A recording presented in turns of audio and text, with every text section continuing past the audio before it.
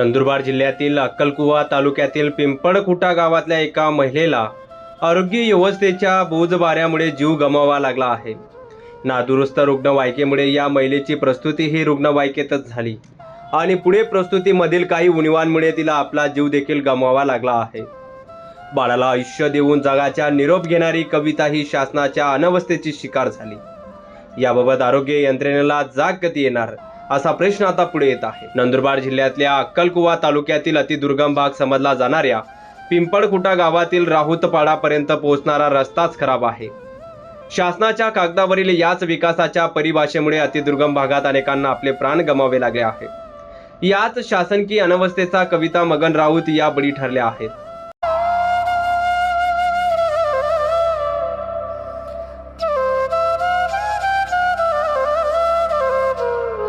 कविताला प्रस्तुतीच्या कळा सुरू झाल्यानंतर कविता राऊत याच्या कुटुंबियांनी जवळच्या पिंपळखुटा प्राथमिक आरोग्य केंद्रात नेले होते. मात्र या ठिकाणी वैद्यकीय अधिकारी नसल्याने उपलब्ध नर्सने तिची तपासणी करून मोलगी ग्रामीण रुग्णालयात रेफर केले. यासाठी तिला प्राथमिक आरोग्य केंद्रात उपलब्ध असलेली रुग्णवाहिका देण्यात आली. मात्र रुग्णवाहिका रस्त्यात एका चढावावर बंद पडली आणि कविताची रस्त्यामध्येच नादुरुस्त रुग्णवाहिकेत प्रस्तुत झाली. प्रसूती दरम्यान काही गुंतागुंतीमुळे बाळाला जन्म दिल्यानंतर तिची प्रकृती खालावली. या ठिकाणी अर्धा तासानंतर यंत्रणेकडून मोलगी ग्रामीण रुग्णालयाची गाडी दाखल झाली. मात्र उपचारासाठी पुढे तिला ग्रामीण रुग्णालय मोलगी येथे नेल्यावर तिची प्रकृती पाहता तिला जिल्हा सामान्य रुग्णालयात हलवण्यास सांगण्यात आले. मात्र जिल्हा सामान्य रुग्णालय गाठण्याआधीच कवितानं आपले प्राण सोडले.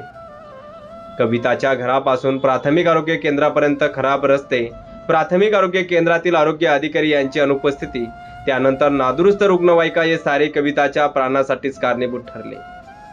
संबंधित कामचुकार कर्मचारी व वैद्यकीय अधिकारी यांची सखोल चौकशी करून योग्य ती कारवाई करावी अशी मागणी आता मृत महिलेच्या पतीनं केली आहे.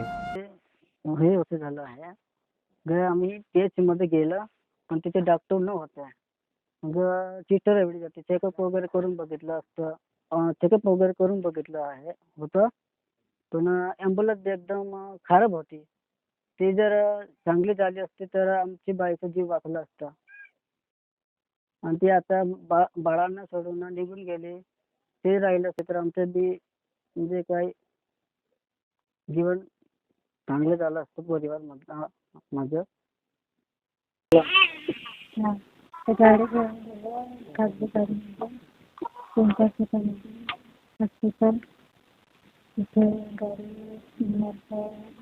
इंजेक्शन घेतले. ते 10 मिनिटं तिथे थांबलेले. मध्ये दिले गाडी घेऊन दिली. ते रस्ता खराब होऊन गेली.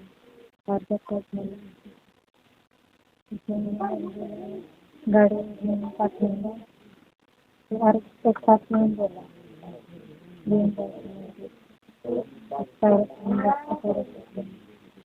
तिथं गेल्याने नंदुरबारला घेऊन गेला. तिथे 3 तास 5 तास झाला. त्याच्यानंतर तिथे कसली त्या डिलेवरी राजामध्ये घेऊन गेलं होतं. ती बाईला डॉक्टरांनी बाहेर टाकलेली होती पण तिथे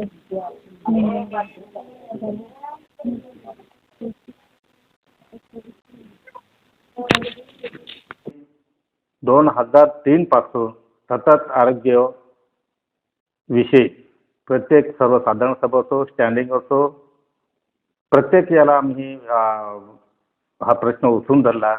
तरी सुद्धा मागील पालकमंत्री KC पाडवी साहेब यांनी बरेचसे ॲम्ब्युलन्स दिल्या की दुर्गम भागात रस्ते खराब आहे, त्या निमित्ताने दुर्गम भागातून सिव्हिलपर्यंत आणायला चांगल्या वाहनाची गरज आहे. ते परंतु दिले, परंतु ते नवीन गाड्या गेल्या कुठे हा सतत प्रश्न आम्ही 2 ते 3 वर्षापासून उचलून लावला आहे. परंतु नादुरुस्त गाड्या असल्या कारणाने आणि रस्ते खराब आहे आणि ते एक निष्पाप महिला त्यांना दवाखान्यात नेत असताना मुलगी PRSला तिथे दवाखान्यात नेत असताना तिथे रस्त्यावर चढावमधून गाडी बंद झाली आणि त्या निष्पाप महिलेचा मृत्यू झाला. योगायोग तो त्यांचा तो पोटातला बाळ होता तो जिवंत राहिला.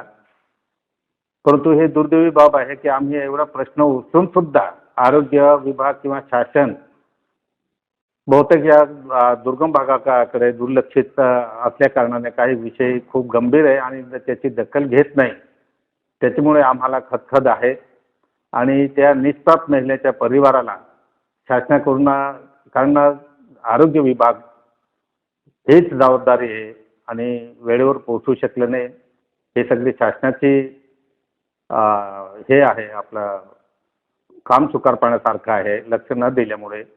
तर त्या महिलेला जेणेकरून शासनाकडनं त्यांना मदत मिळावी आणि तो बाळ आहे 2-4 दिवसाचा, 1 हप्त्याचा बाळ आहे, त्यांना भविष्यासाठी चांगले याच्यात राहील आणि शासनानं ही जामीन लावून धरणार. याच्या पुढे जर कारवाई झाली नाही तर परत येणाऱ्या मीटिंग सुद्धा आम्ही चालू देणार नाही. प्रतिनिधी विजय निकम, माझा महाराष्ट्र न्यूज, नंदुरबार.